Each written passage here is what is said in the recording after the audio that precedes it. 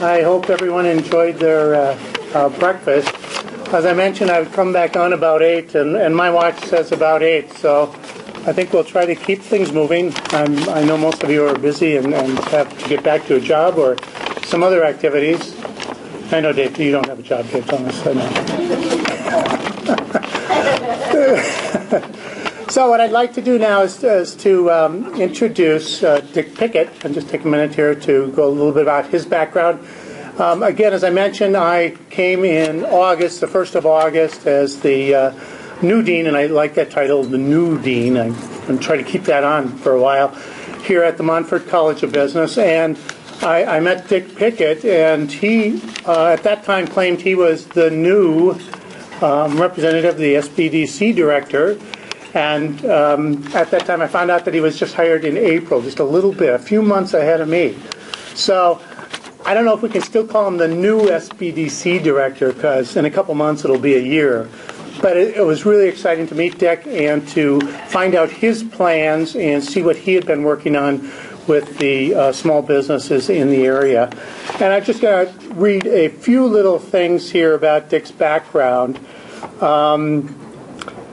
Prior to the SBDC position, he was co-founder and president of Interjuice, opening 2 stores in Fort Collins, Colorado in 1996.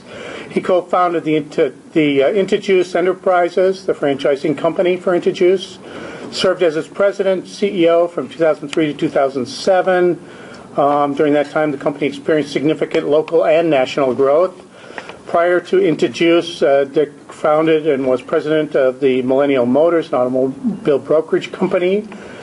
He had worked for Hewlett-Packard in a number of different positions over the period of, I think it was 13 years. And he had spent more than 10 years in various executive sales and marketing positions with Scientific Calculations and Cape Systems Incorporated. And this is my favorite part. He spent 8 years as a landscape architect after receiving his degree in landscape architecture. And for those of you who don't know, I have an undergraduate degree in landscape architecture as well. And I spent, I don't know how many years. I grew up in my parents' family business, which was a landscaping company back in Wisconsin, and did that work from, 10 years after I received my undergrad degree. So I have a real fondness in my heart for anybody who's been in that area and done that type of work. So Dick and I had a bond at the beginning when I found out that he had been a landscape architect somewhere in his past. So with that, I'll turn it over to Dick Pickett, and he will introduce our speaker for today.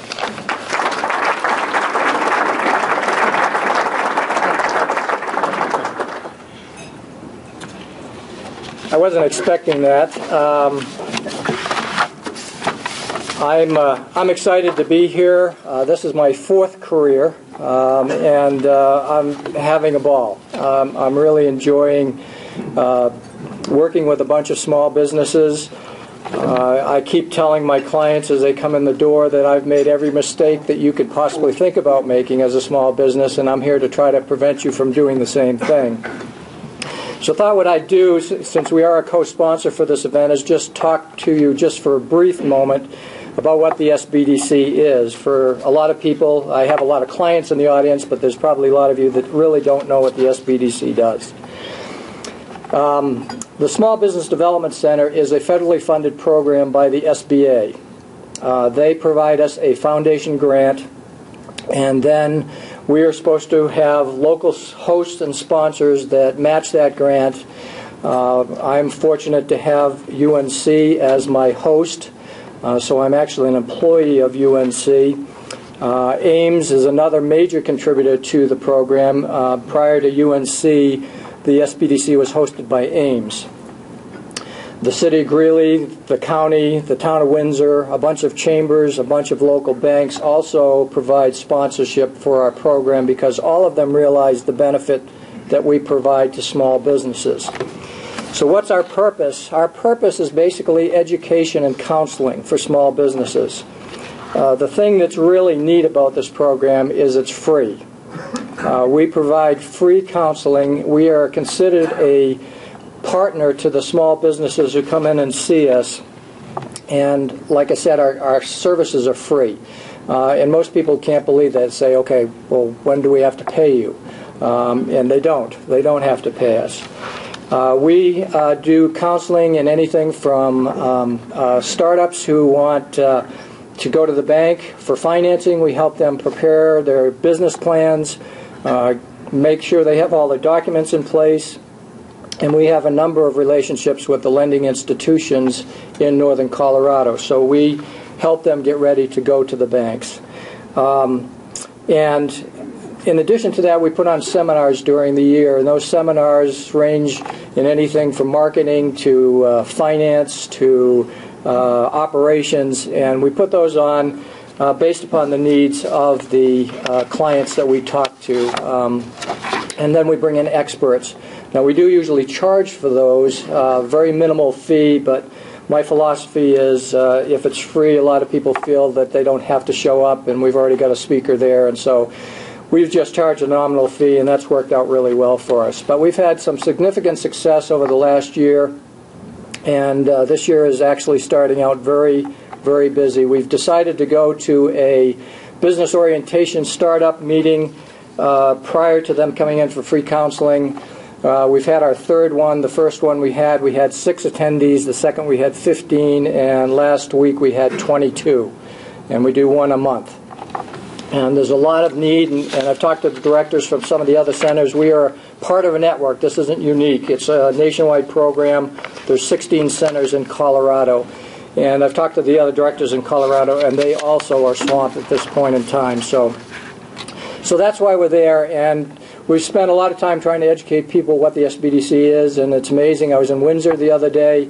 I had office hours, and I had a break. I went across the street to the stores on the other side of the street, went in and introduced myself. They had no clue what the SBDC was. So that's kind of the uphill battle that we're fighting. But we're here to help any small businesses, so if you know of anybody or if you need any help yourselves, we're located in the Chamber Building here in Greeley. And I do have office hours in Windsor and also down in Firestone. That being said, you didn't come to hear from me, so I'd like to talk a little bit about Terry. Terry May graduated from the University of Texas at El Paso with a Bachelor of Science in Mechanical Engineering. I noticed, Terry, there's no date here, though. He's a registered professional engineer in Texas and an accredited NACE Corrosion Specialist and a certified NACE, and you'll have to explain that to us, CP Instructor. He and his family reside in Tulsa, Oklahoma. Terry formed MESA Products in 1979 and is its president and owner. MESA Products designs, manufactures, and installs cathodic protection systems which control the corrosion on metal surfaces. The electromechanical form of corrosion control is applied to underground or submerged structures, such as pipelines and tanks. Products and materials are sold to a variety of contractors, end users, and resellers across the United States, while technical and installation services are provided primarily to the mid-continent, southwest, and southeast United States. In 2006, his company received both the Oklahoma Quality Award and the Malcolm Baldrige National Quality Award. And I'd like to just go through a couple of the highlights of the company and probably why he was selected.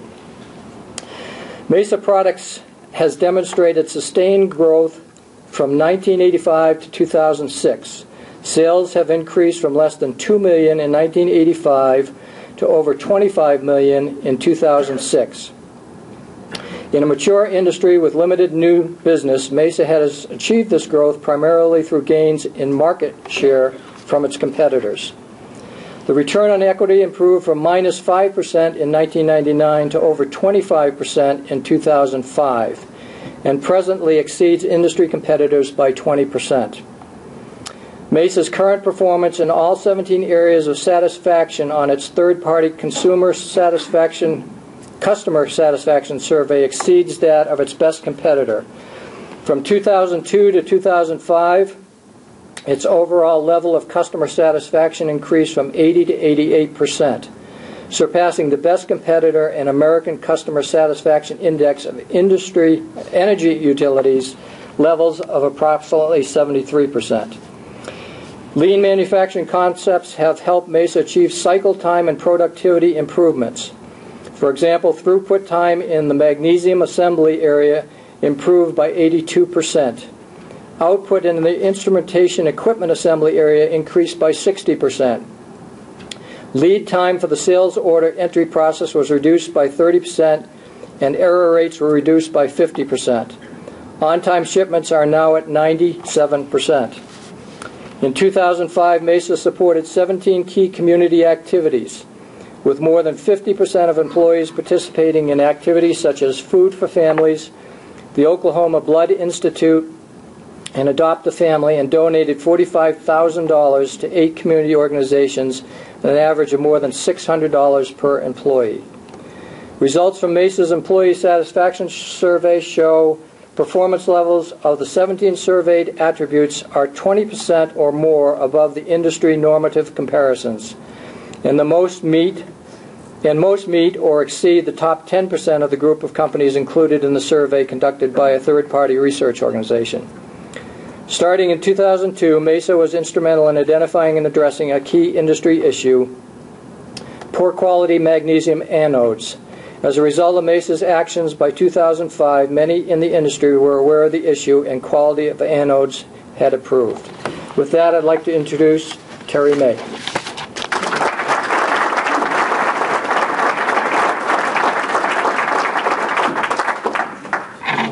I don't think I have anything left to say.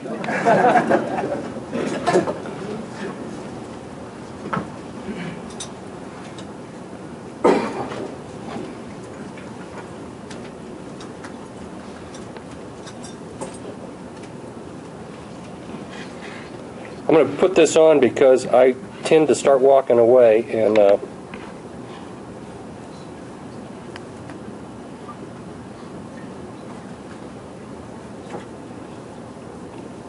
where's our expert? Is it on top? Switch. It's on. Is it working? Yeah, you're on. All right, good.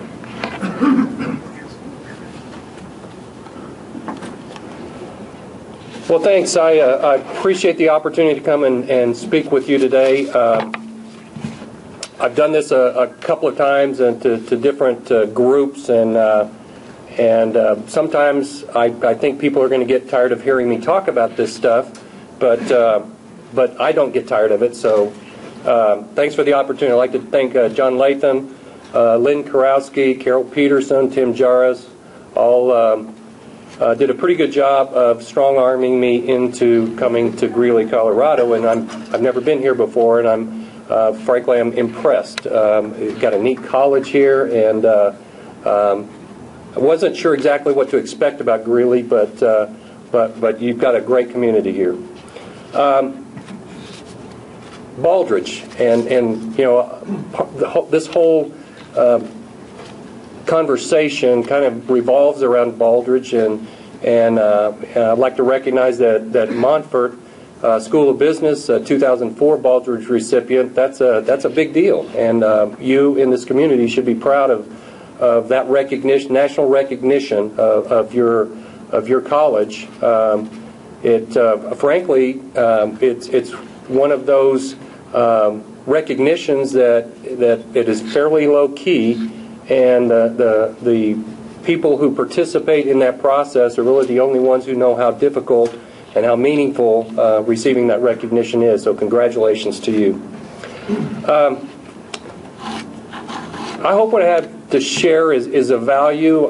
We're a small business. Grew up in Oklahoma, and I think we have a pretty neat story, a unique story, if you will. But the reality is, every small business has a story, and most of them are pretty neat stories. The thing about small business is that it's more personal.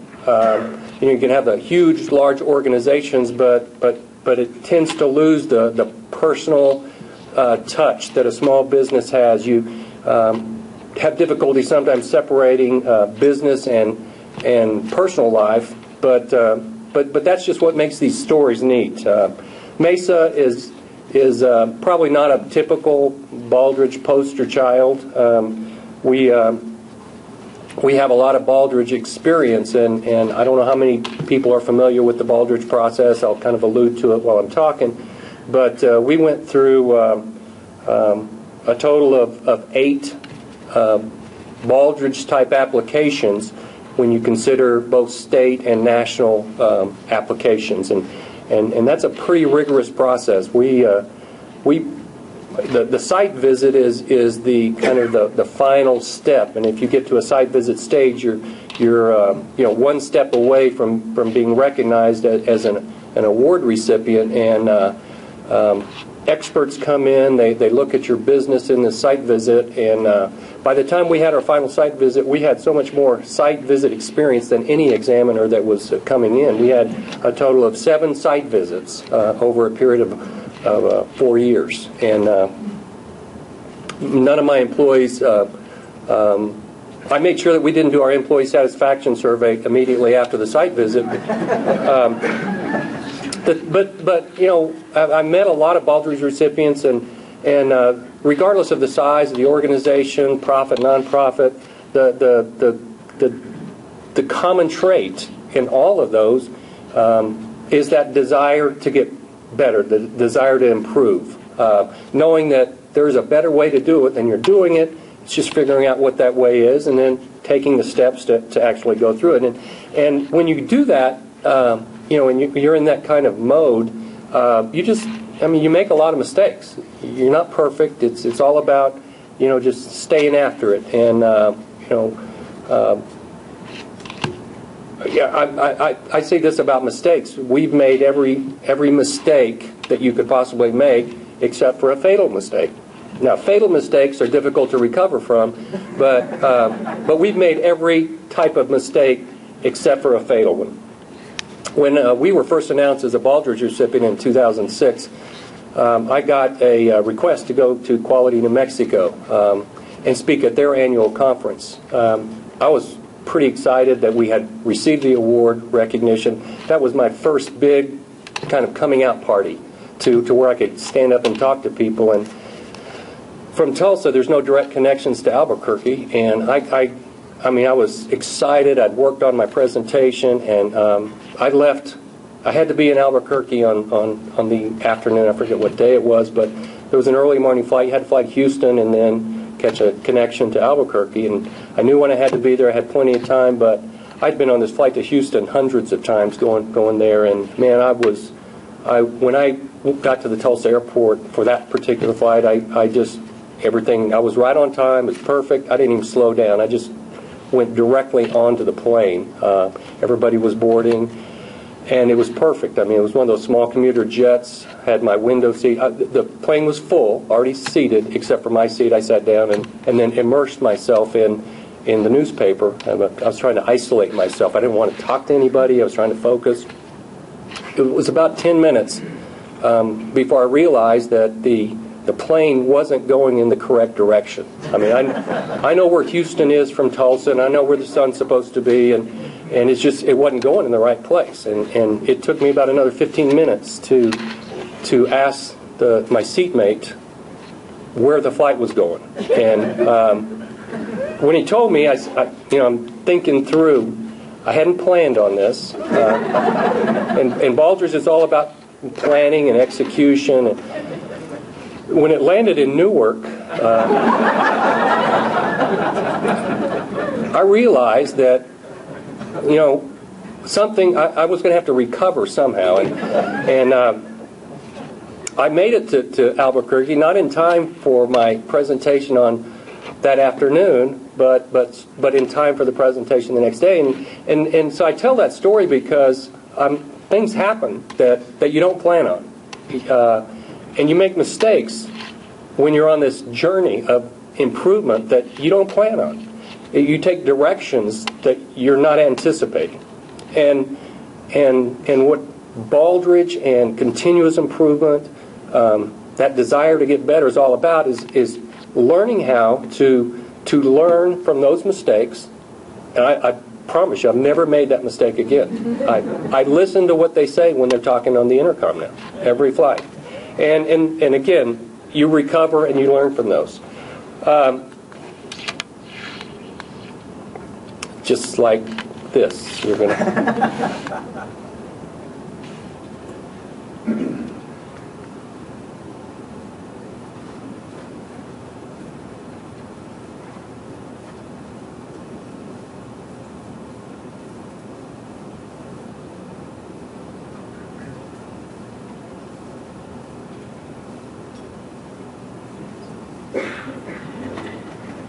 Just a little bit, is the mic okay out here? A little bit about the company. We've been in business 30 years. Started in 1979. We're in the cathodic protection business. You know, cathodic protection, it's not a religious thing. I mean, that is personal. But it is an electrochemical process of protecting steel, primarily for us, underground steel. We deal with the pipeline industry, the production industry, and we're trying to protect their assets from corrosion on the soil side. It's old technology. We didn't invent it. It's been around for 80 years. And in fact, it is a safety requirement of the underground pipeline operators. So I'm a Republican. I don't like government regulation, but in this particular case, government regulation has created our industry. And as a safety regulation, probably needs to have government regulation.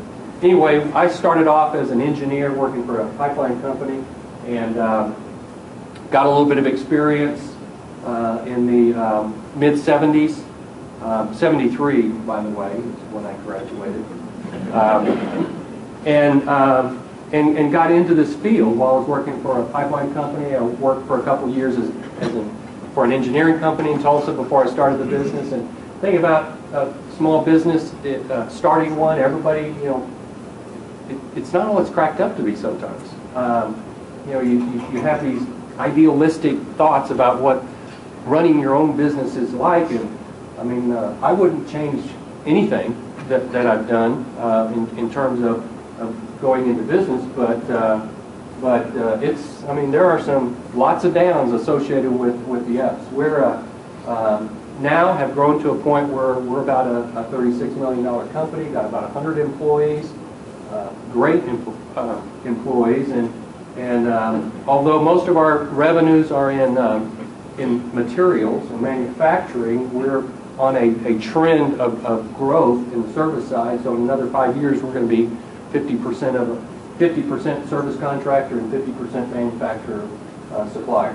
So we kind of have a blended business. And cathodic protection is in the United States. In the markets that we participate in is roughly about a $200 million industry.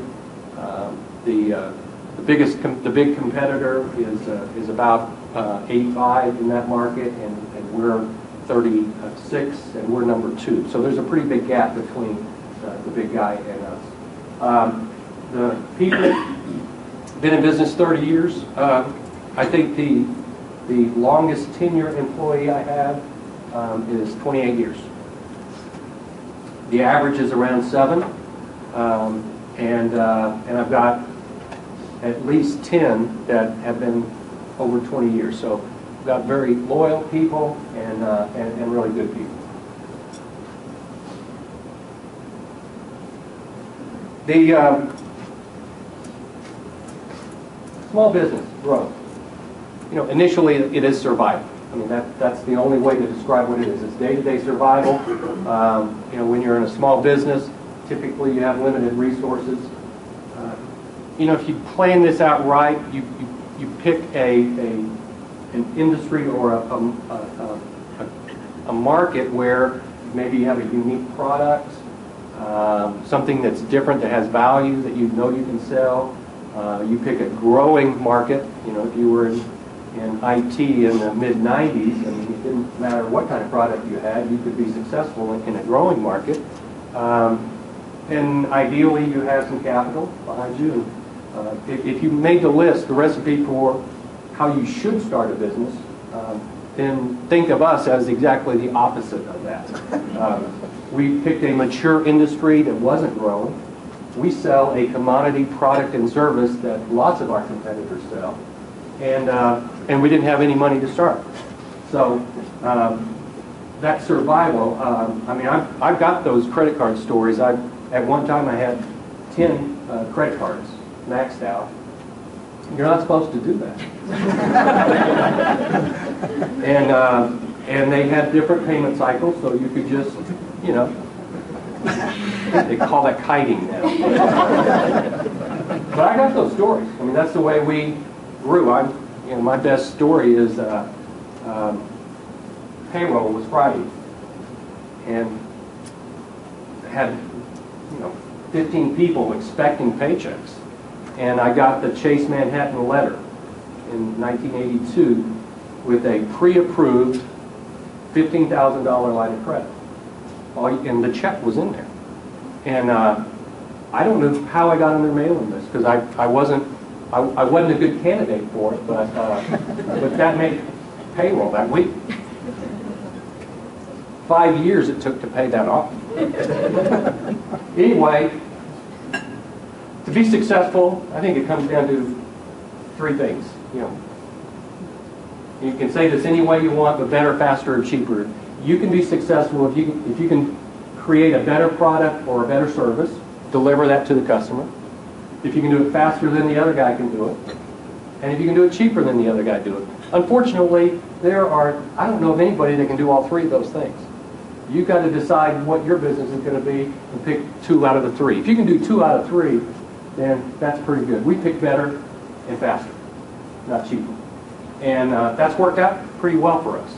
But you know, going about learning how to do that has been a 30-year process for us.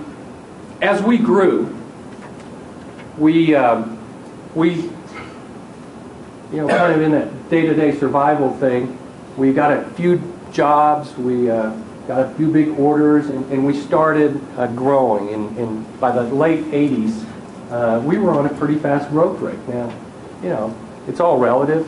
You know, when you start from, you know, nothing to $1 million in a 7 or 8 year period of time, that's an incredibly fast growth rate. But it all has to do with where you start. You know, and as you get larger, the growth rate kind of reduces. But there's a period where, at a point, maybe 10, 15 employees, somewhere in that range. I don't know if you any small business people out here, but managing people is my business now. And there's a point where, and I'm going to say 10 employees, where you can't oversee what they're doing on a regular basis, on an ongoing basis. You have to hand off stuff. And depending on the kind of manager you are, you may be able to deal with that emotionally, maybe you can't. I mean, that's a threshold that in a growth standpoint you have to get past. And the thing is, when you start handing it off, they don't do it like you do it. You can tell them how to do it, and you can tell them you want them to do it like you do it, but everybody's going to do it a different way. In many cases, it's a better way, but there's that, it's different. And as we grew, we started growing pains, whatever you want to call it, and you know, we start making mistakes, and we made a bunch of them. We became very, very good at recovering from mistakes. It was one of our best traits, is fixing what we screwed up. But we managed to continue to screw up. We could fix it, but those were probably the 2 attributes that I would use to describe us. It's we put the fires out, but we were just as effective at starting. And that's a stage that is painful to go. We were always very customer focused. I mean, from day one, it was all about customer focus. But as a owner and a manager, it was a very frustrating time period. In the early 90s, I'm a voracious reader, and I like the trashy stuff, but I mix in business books, and I came across some books about quality. And back in the early 90s, that was a big deal in U.S. industry. In fact, that was the origins of the Baldrige program coming out of that. And we were getting crushed by Japan and Asia in manufacturing, and so there was a kind of a revolution of quality in American industry. Quality is Free, the Philip Crosby books. It's kind of a light book, but it does kind of raise your level of consciousness. And I got bringing a little dimming, and all that stuff just made sense. I didn't know anything about it other than just reading a few books, but I'm thinking, you know, maybe that's what MESA, our company, needed. We had about 20 people, 25 people, and so I just came up with this bright idea that that would be the answer to all of our problems. And it just planted a seed, and this I guess for us, that's where that continuous improvement focus first kind of sprouted at our company. By the way, that whole deal is a life-changing experience.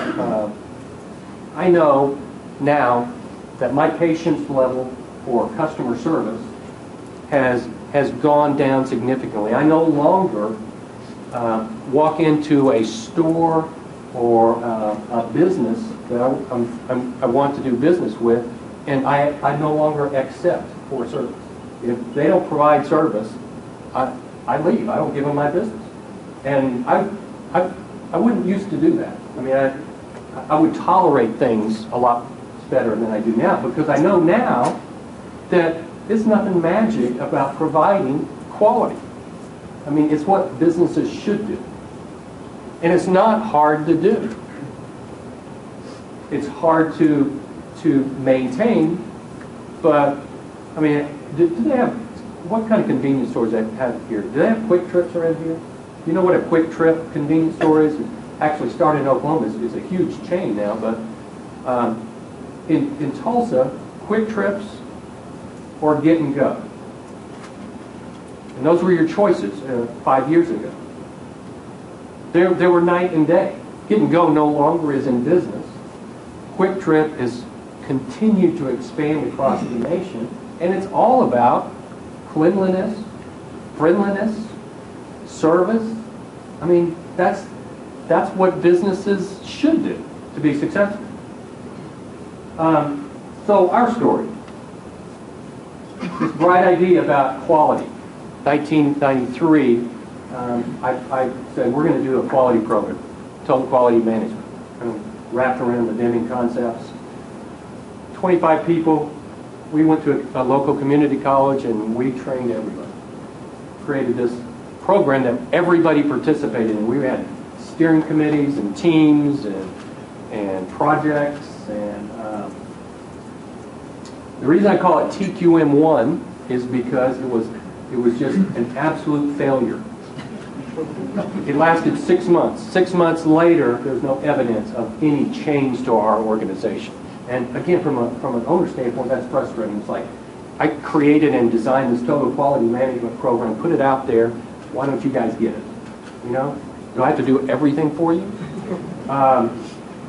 Took me a while to get over that, and we were still growing our business, so I kind of forgot about it. Isn't that the way it happens? I have this idea, and just you get distracted because you have some other things that are more important.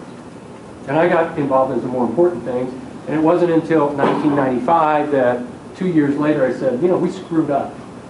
You know, I had learned from that first mistake. We screwed that one up.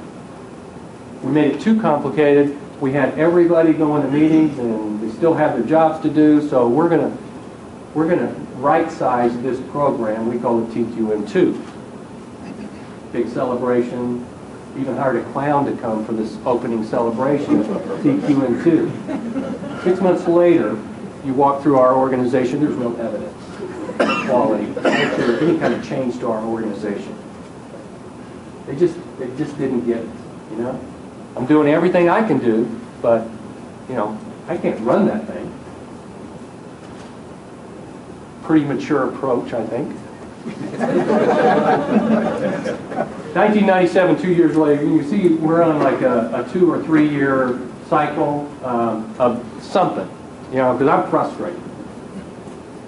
Strategic planning. It's what I call our first real success in applying you know, a concept of improvement, strategic planning. We actually sat down and over a period of months developed a strategic plan for our organization that for the very first time laid out in a document or paper exactly where we were going and what our method to get there was.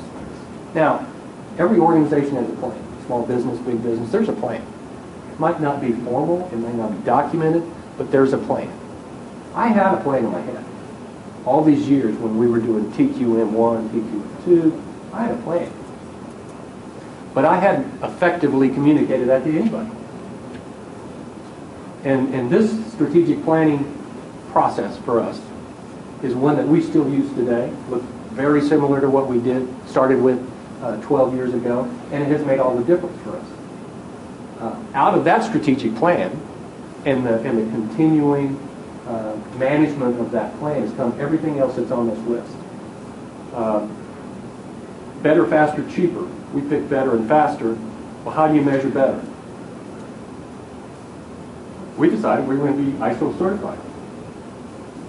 I mean, that's an internationally recognized set of quality standards for manufacturers. We became ISO certified. We thought our customers would love us for that. Our customers could give a crap about ISO certification. It doesn't mean anything to them. They just want their product. But we became ISO certified, and through that, we learned what discipline, organizational discipline was. You better have that before you get involved with Baldrige, because you really need it before you get involved with the Baldrige. But you know, we became ISO certified, and then a year later we became involved with Lean as an improvement methodology. We tried Six Sigma, but we weren't smart enough to be able to apply Six Sigma. Lean fits us. Not that it's for dummies, but it makes sense, you know. And when you don't have full-time quality experts on staff, and we don't have enough people to do that, Lean just worked well for us. And then we kind of got involved in the Baldrige Award. And that's a neat story, but you know, the way we got connected to Baldrige, but it was just almost by luck. By the way, luck is underrated as a means of success. I think all of the neat stories you read about businesses and small businesses in particular, there is an element of luck, timing, whatever you want to call it. Now, you know, the offset to that is the more prepared you are, the more you prepare your organization and yourself, it seems like the luckier you get. Because opportunities come along every day. Recognizing them and being prepared to take advantage of them, that's the trick. And the more prepared we've been, the luckier we got. Baldrige. We made 5 applications starting in 2002. And I would say, in retrospect, it was 5 years of learning, growing, becoming more mature as an organization. It was pretty painful because it is if you think life-changing is on a personal level and the impact of that, this is organizational changing. And this is, we had all the same pieces that we always had when it was, you know, after we went through the Baldrige journey, but yet the pain that we went through as an organization and even personally, there was a cost to it. I mean, you got to make an investment, and you got to choose to make that investment to get to the level of performance that we are at now. But you got to continue to make that investment to stay at the level that we're at now, or even getting better. And you have to have discipline. You have to have vision. I mean, you got to put all those pieces together. And it took 5 years. Now, we're slow learners, but we learned every year what are short, and that's what the process is. It's to identify the gaps every year. Put in the improvement plans to fill the gaps. And as you do that, other gaps emerge. You know, OFIs. And if you've gone through a Baldrige process, you know what an OFI is. It's an opportunity for improvement. It's a nice way of saying, you really suck at this. Our first application, we had about 150 on the list.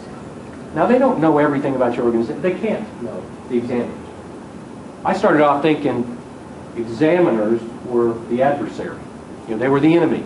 So when they came for a site visit, it was a challenge. That's not what it is. They're there to help you. And they gave us 150 ways to help us. And 5 years later, we received the Baldrige Award. I still have a list of 50 that we're working on. I mean, we've reduced the number, but there's a lot out there still. And this is what the process is. It's about, in my mind, it's the way we run our business.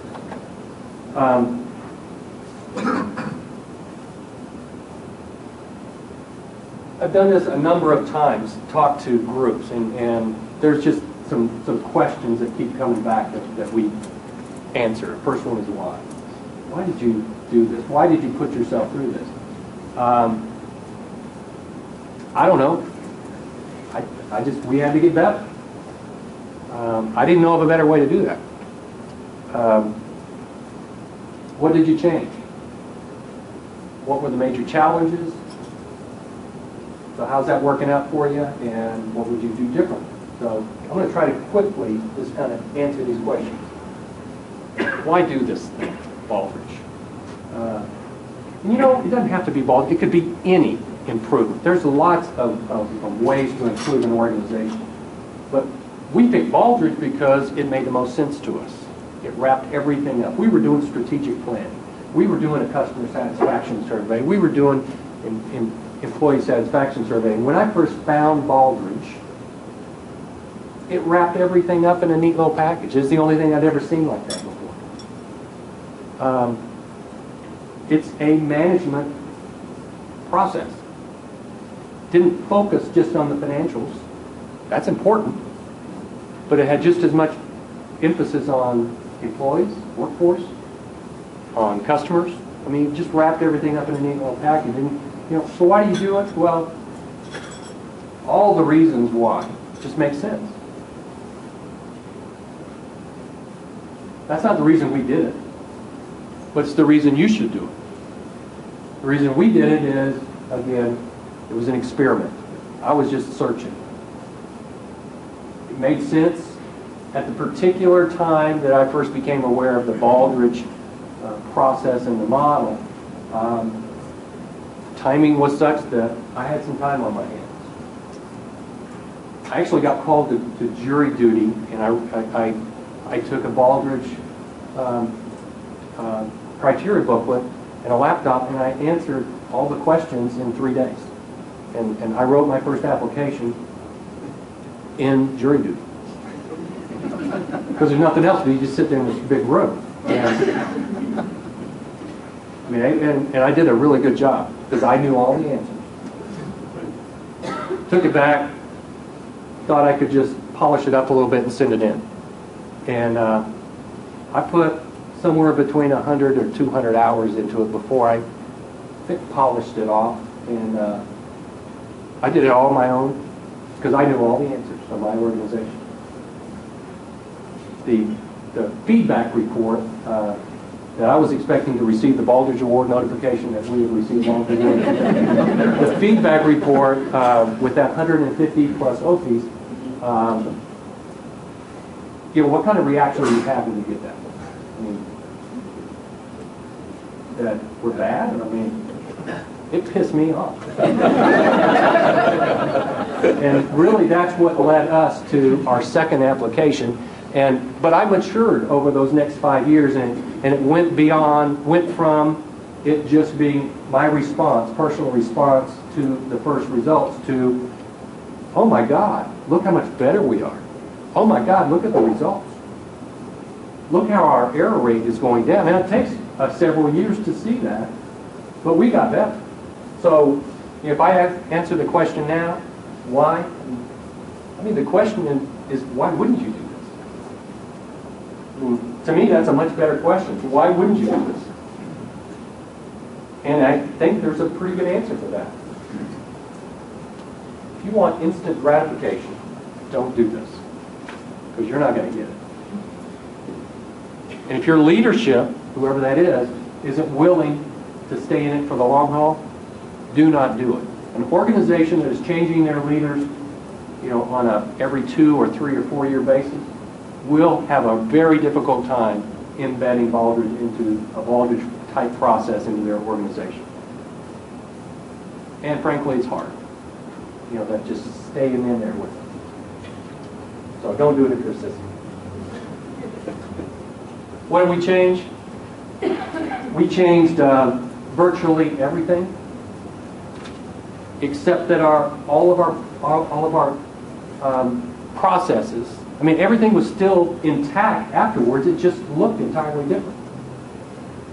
We became much more disciplined. ISO 9000 was the first level of discipline for us. Baldrige is the PhD in discipline.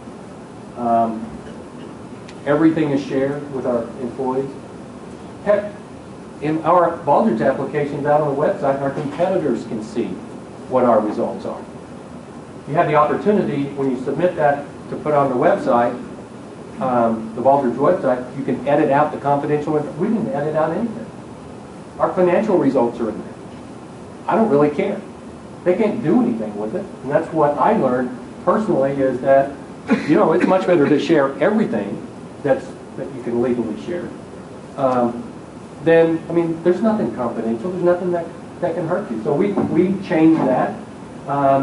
And we're well beyond that. I've got to watch him or her do it to make sure they do it the way I do it. I mean, we make decisions at every level. Everybody at the role they play is empowered. So, you know, all the pieces were intact. They just looked entirely different. I don't know about this. The biggest challenge is I think every organization in a change initiative is going to have to deal with this first of all, I call it 4 steps. Understanding what's going on, acceptance that somebody's made a decision and this is the way it's going to be. The third stage is buy-in, and the fourth stage is commitment. Our management team was stable. They'd been with me a long time. It took 5 years. I had 7 direct reports that had been with me for 15 plus years. It took 5 years to go through these 4 stages with my management team. So if it takes that long for the management team, imagine, you know, as you go down into the organization. In fact, my management team was the roadblock. You know, every year I would add another convert on, but it took 5 years to get all of them on. And there was 2 or 3 of them that came down to the last year, and they were big roadblocks in our organization. You know, and again, as a small company, we don't have the experts. We don't have the money to hire the experts. So for us, it was about doing it yourself, figuring out ways to do it yourself. And you know, we appreciate the recognition. It had a little bit of marketing value to us. I mean, we were touting ourselves in our industry as a quality leader. And to be able to walk in with a Baldrige Award and an Oklahoma Quality Award, hey, that supports that. But it's not very much. I mean, it didn't double our business. I doubt it's going to have that impact on anybody's business. Value and benefit is internal. And our people were very, very proud. I sometimes read a quote. I'm not going to do it because of time, but I got some very nice input from employees after we received the award in terms of what it meant to them. But you know what? It's 2 years ago. It's old news. There are new recipients out there. The long-term value for us is the benefits that we've achieved and are continuing to achieve. We're on a 20% annual growth rate. Of course, with the price of energy, what's happened, I don't think we can sustain that in the next year or 2. But when I look back over 30 years, our average is 20% a year. Pretty amazing. We've improved all of our performance attributes. And this is the laundry list of them. We are the quality leader of the industry, and I've got the most satisfied workforce in our industry. Baldrige, this whole improvement process And again, I use Baldrige because it's probably got more name recognition, but it could be anything. I mean, there's a lot of ways to improve an organization. The thing about it is execution and getting it done.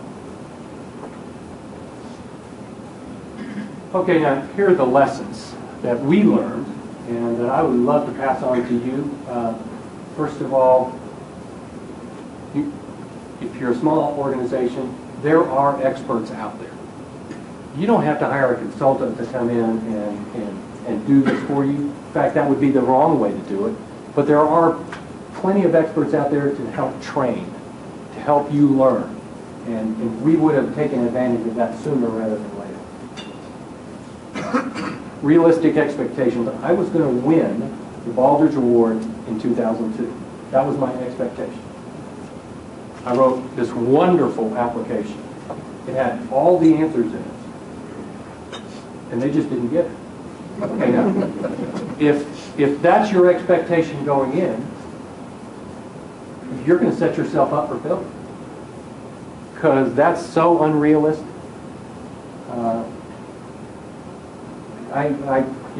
But that's what we did. And we had to fight our way through that failure. As I look back now, we didn't fail at all. But the way we positioned it, just ultimately you feel like a failure. So have realistic expectations about what it is you're trying to achieve. Are you trying to win an award, or are you trying to improve your organization? Get directly involved in the process. I love these organizations where the leader says, and we had one in Tulsa recently, the school system, a new school board superintendent came in about 5 years ago, and I mean, the very first article I read about this brand new superintendent is that we're going to win the Baldrige Award by 2010. And I'm thinking, that guy doesn't know what he's talking about. As it turned out, he didn't know what he was talking about because he didn't know what Baldrige was. But he put that out there as a goal of theirs, and then he delegated the responsibility to somebody else because he was too busy. If the leadership is not directly involved in an improvement process, it doesn't have a lot of chance for success. This is not something you delegate. I learned that with TQM1 and TQM2. You don't delegate that. You lead that. Use the state process first. Tom Morrow here with the Colorado Performance Excellence Group, CAPEX, CPEX, is here. Colorado's got a great program. Use the state process first. I know Tom would love to talk to you about this, an application and all the things that his organization has to offer. Get involved with that organization first. Go through that process before you go to the Baldrige level. It's all about a continuous learning experience. And for us, the quicker you lose the word Baldrige, that's the name on the criteria booklet, but it is all about performance excellence. It is not about, Baldrige became a dirty word in our organization because a lot of people associated with it, those people that came in October and started asking those hard questions. And we now call it the MESA way, which is not very creative or unique, but just call it something else. We received the award. We're continuing to improve our processes, but I told you about this list that I still have of improvement opportunities. And for us, we always had extraordinary individual effort within our organization, but we have transitioned, and we've got a team of about 100 people now that just doing business the way we do business result in extraordinary results.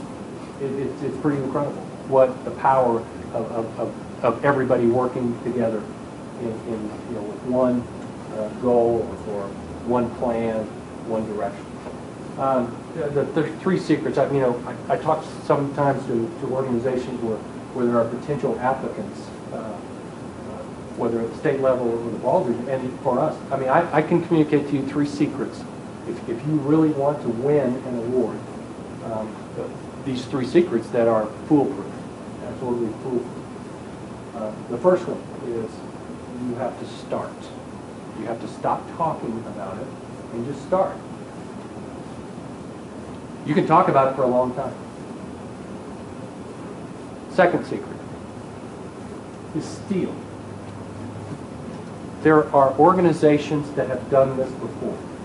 There are organizations that know how to do specific processes, whether it's in the customer side or the workforce side.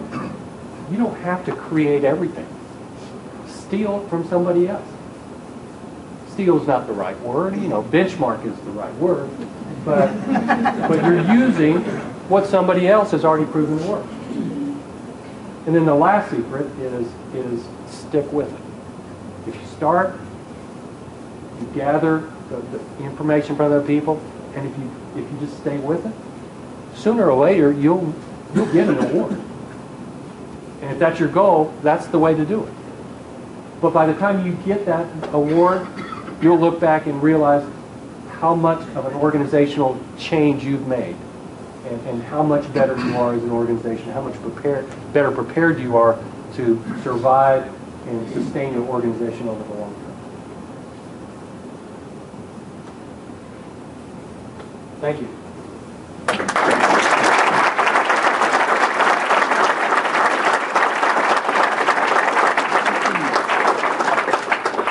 We don't have a lot of time for questions, but Terry's going to hang around for those of you that want to ask him any questions. And Terry, a small token of our appreciation. Thank you very much. No correlation between the label and what's inside, but other than that. I have two announcements. Thank you first, Terry, for sharing your story with us. It's a great story, great small business story. Two upcoming things. One is mark your calendars for April 6th. We're having a all-day Northern Colorado conference on sustainability. Have quite a lineup of speakers thanks to Lynn Karowski and the Executive Professor Program, including Michael Potts from the Rocky Mountain Institute and several others. There's more information on the Monfort Institute website. You can find out all about it and register. It's a one-day event right here at the center. I would encourage any of you that are even remotely interested in the journey and starting one of the three secrets to visit with Tom Morrow, and the Colorado Performance Excellence has a table back there with additional materials to learn more about the pain and agony that Terry was talking about. So I'm not the marketing guy apparently. Thank you for coming, and we'll see you next time. Thanks.